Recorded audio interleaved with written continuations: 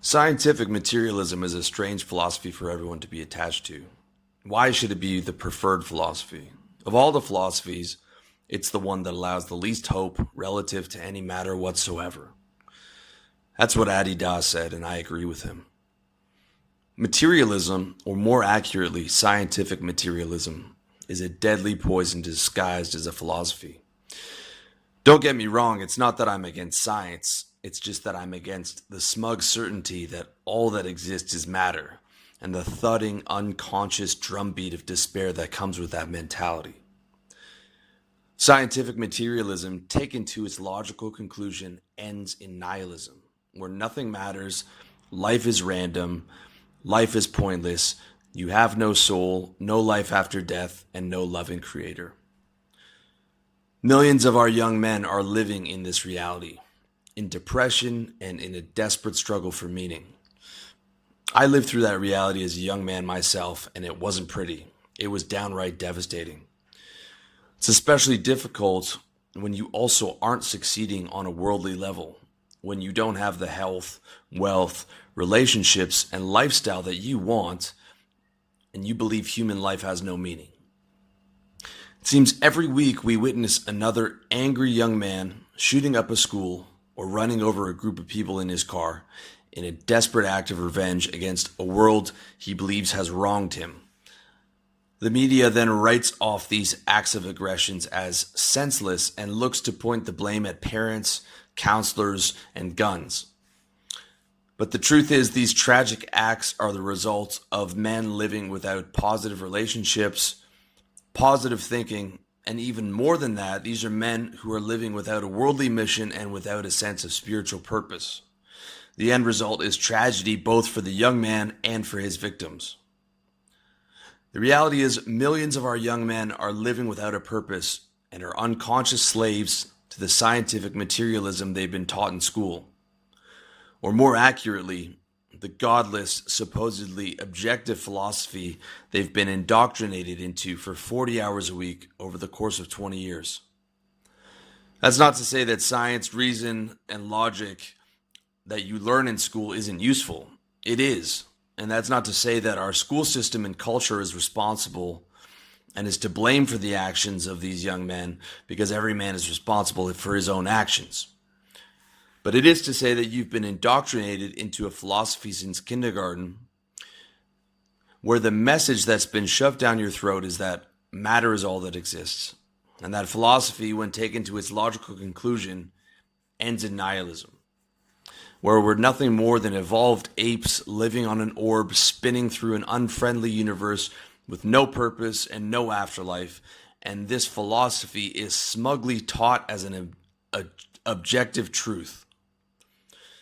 Sure, Western governments and academics give lip service to freedom of religion, but the implied message we get through school and culture is that religious people are stupid and delusional. Instead, we're encouraged to channel our natural spiritual instincts towards materialism in the form of Mother Earth worship and social justice. And that so-called objective materialism is taught as the only reality, when in fact it's just one of thousands of reality tunnels. It just happens to be the one that you are born into at this time of history in Western civilization. And yet, the most dogmatic materialists, the ones that claim to stand for reason, logic, and skepticism, are convinced their philosophy is the one true faith. And they're as dogmatic and aggressive about it as the religious fundamentalists that they hate. The consequences of living with this philosophy has been devastating for our society. The conscious, sensitive, curious, intelligent men take it the worst because they pursue the philosophy to its logical conclusion, which is nihilism. And they end up turning to Reddit or 4chan memes or drugs or alcohol or Twitter activism in a desperate attempt to numb the pain or find some type of purpose. For the unconscious materialist who lives an unexamined life, materialism means living for Facebook timelines, Instagram likes, sex, wine, watching reality TV, and working a mediocre marketing job. Their purpose on the planet is not a concern because their reality is as small as their social circle and no broader than their smartphone. It's no wonder that despite all our progress in technology and all our prosperity, depression is higher than it's ever been. People have never been less mentally healthy. We live in a world where 1 in 6 Americans are on psychiatric meds. But you don't need stats to see it. All you have to do is get on the early morning subway train in a major metropolitan city and look into the eyes of all the people on their way to work. You'd be lucky to see one happy face on that train car full of people living unfulfilled, isolated, atomized lives. If you're atheist or agnostic, I get it. I've been there. And I don't want to preach about spirituality because I'm far from a saint. I just want to open the door just a little bit because I believe spirituality is in your best interests, and I know that you can explore it with logic while still maintaining a healthy respect for science. Because science and the philosophy of soul-crushing scientific materialism are actually two different things. Science is an incredible discipline that has given us incredible technology and has advanced our quality of life tremendously. Scientific or dialectical materialism is the official philosophy of Marx, Engels, Stalin, and the Communist Party, the party that's responsible for 100 million plus deaths in the 20th century. And it's a philosophy built on faulty science. The belief that all reality is material is an outdated mode of thinking embedded in Newtonian physics.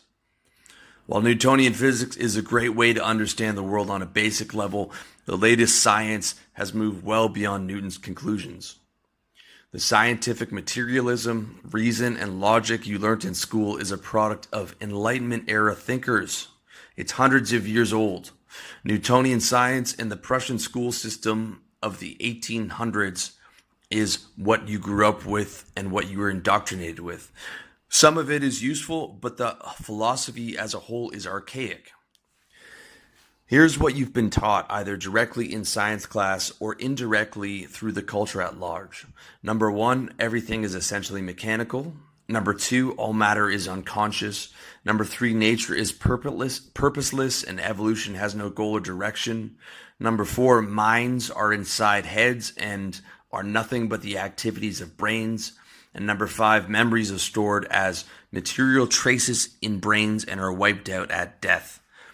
None of these claims are actually scientific, at least not according to the latest research. Chris Draper explains that physicists now believe that quantum mechanics is mind-dependent, meaning the behavior of particles is determined by the act of observation. Therefore, the mind cannot be reduced to matter, because quantum mechanics presupposes the existence of mind. Take another dogma, the belief that everything is mechanical. Again, the problem with this claim is it is based upon an outdated description of the universe purported by Newtonian mechanics. The 21st century revealed that 74% of the mass of the universe is attributed to a mysterious, repulsive force known as dark energy. The remaining 22% is attributed to an unaccounted force known as dark matter. Visible matter as described by Newtonian physics, such as stars, planets, and galaxies, makes up a mere 4% of the universe's mass. The belief that the constants of physics don't vary has also been called into question. Cutting-edge theories in physics, such as string theory, suggest that our universe is just one among many in a so-called megaverse. Rather than existing uniformly throughout the megaverse, the laws of physics vary from one region to the next. Recent science itself no longer supports the scientific materialism we're taught in school and the culture that's grown up around it. Modern science, especially quantum mechanics, tends towards model agnosticism, and they've thrown in the towel on an objective reality. Scientists can only offer their best models as theories like string theory, metaverse theory, and simulation theory. The best and brightest scientific minds have left objective materialism behind and admitted that they don't know how it all works. Scientific materialism is outdated, making us unhappy, and the best and brightest minds of modern science have left it behind and can no longer speak with certainty on the big questions. That's because science does not have the answers to spiritual questions. Science has given us incredible technology like the automobile and the smartphone, but do you know it's even more incredible than that technology? The fact that you actually exist. The fact that you're incarnated into a body to taste, smell, touch, feel, think, and move about in an infinitely expanding universe with billions of other life forms. That is the ultimate miracle. Science can approximate the age of our universe, but science can't tell us what came before matter, energy, space, and time. Science can't tell us what created and sustains matter, energy, space, and time.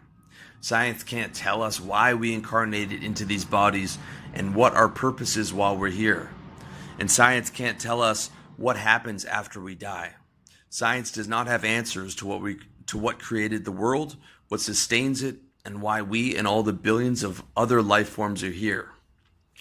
Terence McKenna says modern science is based on the principle, give us one free miracle and we'll explain the rest. The one free miracle is the appearance of all the mass and energy in the universe and all the laws that govern it in an instant from nothing. And he's right. Science does not solve why we're here, what our purpose on this planet is, and what happens after we die. Logic can't explain why we exist in an infinitely expanding universe because there is nothing logical about existence. There is nothing logical about the spontaneous creation of matter, energy, time, and space. What created matter, energy, time, and space? Why do we exist as a species? What are we evolving towards? A peer-reviewed study in the latest scientific journal will never have those answers because science is based on measurement, and you can't measure what's beyond measurement. What's beyond time, space, energy, and matter. You cannot measure this. And yet, it is from this great beyond that our very universe exists. It couldn't be any other way. Some people, including myself, call this great formless beyond the Holy Spirit. And it's this Holy Spirit that created the universe. You can use the scientific model of the Big Bang and trace our universe back billions of years, but you ultimately get to a point where matter was spontaneously created by what's beyond matter. There is no way around this fact, and therefore that non-matter or spirit has to be the very essence of matter and what sustains matter to this day, because matter is created out of the spirit and it cannot be separate from that spirit. Although the Holy Spirit is the creator of all matter and exists within matter, its pure essence will never be found in that matter. You'll never find the Holy Spirit under a microscope, no matter how small a particle you examine, because if you could, it wouldn't be the Spirit and it would be subject to matter, energy, time, and space. And most importantly, if what the spiritual authorities say is true, you have the potential to directly experience this Holy Spirit in this lifetime, because the Spirit is a part of you and is what created you and is what sustains you and is what gives you the consciousness to interact with the world at large. The goal of all spiritual traditions is to merge your river with God's ocean and to return home to the Holy Spirit, beyond the reach of the inevitable death and decay of the vehicle that you chose to play the game of life with. I think it's only logical to examine the idea that you're a spirit and have only temporarily incarnated in this body, and that you can have direct experience of the Holy Spirit in this lifetime. Even if you have to take baby steps and start slowly, I truly believe you won't be disappointed. If you're still hesitant though, I get it, especially if dogmatic fundamentalist religion was slammed down your throat as a child. But remember, religion is not the Spirit, and much of religion is the misinterpretation by men of what enlightened beings through history were trying to teach us. At first glance, it's easy to write off religion as mass delusion, but that's the easy way out because religions rarely have the best emissaries. In fact, the most dogmatic, aggressive messengers are usually the last people who should be speaking for that religion. But when you actually go to the heart of religion and read the actual words written by the spiritual masters, it becomes difficult to deny the wisdom in those words. The religious traditions and rules of men aren't important. And oftentimes, the stories behind the religions are allegories and not meant to be taken as literal fact. It's the direct message from the being that beat the final boss in the game of life that's important. In fact, it's hard to think of something more important than the investigation of why we're put on this planet, especially if there is even the smallest possibility that the death of this body is not the end of our existence, and that what we do while we're alive has a spiritual purpose. The idea that we might be able to choose another vehicle after the death of this body to reincarnate into might sound hard to believe, but consider the insanity of the fact that you already incarnated into one body already. Is it really such a stretch to imagine that you won't reincarnate into another vehicle in this universe, or maybe in a higher, more peaceful realm? I don't think it is. To me, that doesn't seem illogical at all. And when you look at every major and minor tradition with all the saints, sages, and enlightened beings, they all say that what we do while we're here has a spiritual purpose and it affects where we go next. If that's not enough of a case for spiritual investigation, listen to what Nikola Tesla, perhaps one of the most brilliant scientific minds in our history, has to say on the universe. Everything is light. In one of its rays is the fate of nations. Each nation has its own ray in the great source of light, which we see as the sun. And remember, no one who had existed is dead. They transformed into light and so still exist. The secret lies in the fact that the light particles restore their original state. When a journalist asked him if he was speaking to the resurrection, he said, "I prefer to call it the return to the previous energy, and Christ and some others knew the secret." Even Einstein believed in more than just soul-crushing materialism. It's true he didn't believe in a personal God, but he believed in an impersonal creator of our universe. He told David Ben-Gurion that there must be something behind the energy, and he told Max Born that he didn't believe that religious belief was a sign of stupidity or unbelief was a sign of intelligence. Einstein might not have believed in a personal God, but he believed in an intelligent spirit which created the universe as well as the laws that govern it. Here are just a few of the things that Einstein said in regards to the Holy Spirit. He said, "Behind all the discernible concatenations, there remains something subtle, intangible, and inexplicable. Veneration for this force is my religion. To that extent, I am in point of fact religious." He also said, "Everyone who is seriously involved in the pursuit of science becomes convinced that a spirit is manifest in the laws of the universe, a spirit vastly superior to that of man." He goes on to say that this firm belief in a superior mind reveals itself in the world of experience represents my conception of God. There is no difference between the universe and everything in it with God. That God is not separate, not beyond time and space, not personally conscious entity and exception of one known composite or aspect of it, and that it is us which is conscious. In short, everything else is God, whether living or non-living, conscious or non-conscious, or the universe itself as a whole is God. There is no distinction. These quotes could have been taken from the mouth of Ramana Maharshi or any other non-dualist saint. Einstein might not have believed in a personal God, but he certainly believed in the Holy Spirit, immanent in everything, and the creator and sustainer of this universe. If you read this far, or if you've been listening this far, I think we can agree that science doesn't answer the big questions. You have the choice to leave those questions unexamined, but I believe that in doing so, you are making a major mistake, especially when we live in a time where we have instant access to the entire human history of spiritual wisdom from masters like Buddha, Christ, Ramana Maharshi, Ananda Mayima, and many others. And I promise you this, when you listen to the direct words that they spoke, stripped of the dogma and misinterpretations of their messengers, you can't help but hear wisdom in those words.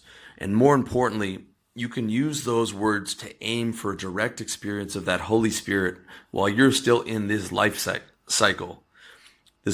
the spirit that exists outside the bounds of time and space, the spirit that can't die because it was never born, the spirit that incarnated us into these bodies, and the spirit that created and sustains this entire universe. You can have direct experience of that Holy Spirit. And it only takes one glimpse of that ultimate reality through direct experience to make you a believer. Unfortunately, I've only had a handful of transcendental experiences in my life, but those experiences were enough to convince me that the Holy Spirit is a reality.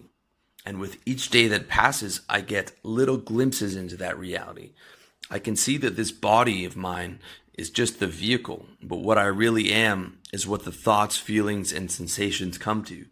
The sights, smells, taste, noises come to me as a spirit through the vehicle of this body. It might take a leap of faith at first to be able to see it, but it's not a big leap, especially when you start to study the right spiritual material, because you begin to see the truth of those words reflected in your actual experience. Things like the presence of God, having a spiritual purpose, being rewarded for being kind and good, feeling love, existing beyond the bounds of name and form. These are all things I've experienced and all things that I believe you can experience as well. If you're with me so far and you're a longtime reader or listener or watcher of my videos, you might be confused, because the bulk of the content I've been delivering since 2012 is about personal development. Content on making more money, getting women, having better sex, and getting in better shape. All things that feed the so-called ego and nurture the body. And if you know me on a personal level, you know that I'm far from being a saint. My ego is as big as it's ever been, and yet here I am extolling the values of spirituality. To the intelligent consumer of content, it would seem that spirituality and personal development are in direct opposition to each other. And in many cases they are. But here's the reality. Rome wasn't built in one day, and becoming an enlightened being doesn't happen overnight. The true lions of mankind are 1 in a billion. Pursuing enlightenment or Christ consciousness or Sat Chit Ananda or whatever you want to call it is a noble mission. Beating the final boss in the game of life is a noble mission. Aiming for complete liberation and bliss is, in my opinion, the best thing that you can do for yourself. But that's not going to happen overnight. I've been on the spiritual path for the last 20 years and may very well be on it for the next 50 years or even the next 50 life cycles. If you choose to pursue the spiritual path, prepare for a long walk to the finish line. And in that time, rent is still going to be due. Poverty is still going to be painful. Being sick is still going to hurt. And working a mediocre office job is still going to suck. I will leave it to the false prophets to pretend that they're above the demands of the body and the ego while they collect checks for their teaching and live comfortable lives of material abundance as they sell austerity to the gullible masses. And if you want to move to a monastery and devote your entire waking life to pursuing the ultimate reality, you have my respect, and I tip my hat to you. Because I know that I don't have the discipline to do that, at least not yet. And I know that I still have many attachments to this world and this body. So instead, I choose to walk on the middle path where I can pursue both personal development and spiritual development, and that's the path that I'm offering to you. Personal development is an excellent medicine for the pains of life. When you pursue personal development, you're able to minimize the amount of suffering and maximize the amount of happiness you have in this life cycle. My worldly mission is to minimize the suffering of as many men as I can reach through this vehicle I call revolutionary lifestyle design. And while personal development is an excellent medicine for the suffering in your life, it's not the cure. The cure is total liberation from attachment to the flesh and living purely in the Holy Spirit. I pursue that ultimate goal through observing. And that means observing the entirety of your existence, from anger to lust to going and getting drunk with the boys. You can have human flaws and you can enjoy worldly things while still pursuing the spiritual path. The key is to observe from the point of view of the Spirit. I say a prayer every morning to God to show my gratitude and to ask for closer to communion and to apologize for my sins and occasionally to ask for worldly things. And throughout the day, I carry on focusing on my wealth, health, lifestyle, and relationships, all the while trying and usually failing to stay present and stay in the point of view of that Spirit. But that's the key. You do not have to make radical changes in your life. You just have to adopt the idea that you are the Spirit and to try and pursue life from the point of view of being that Holy Spirit. And then at night, you can do what I do, which is try and schedule at least an hour or two for spiritual reading. I found this path to be the most effective way to live. You're free to pursue any path that you want, but in my experience, the middle path is the best bridge to both worlds. By following the middle path, you no longer have to be a slave to soul-crushing materialism, but you also get to enjoy your life while pursuing your spiritual mission, and you don't have to make drastic changes to your life in order to consider yourself following the spiritual path. In my experience, this is a much more consistent approach than trying to totally negate the flesh only to crash back down to earth when you relapse, which you almost certainly will do. If I could choose to do one thing for you, it would be to put you on the spiritual path. And the path I recommend is the middle way. I can't get you to the finish line because I'm not there yet, but I can point you to the lines of mankind who've achieved the ultimate victory. Saints like Christ, Buddha, Nisargadatta Maharaj, Ramana Maharshi, Anandamayi Ma, and Rumi.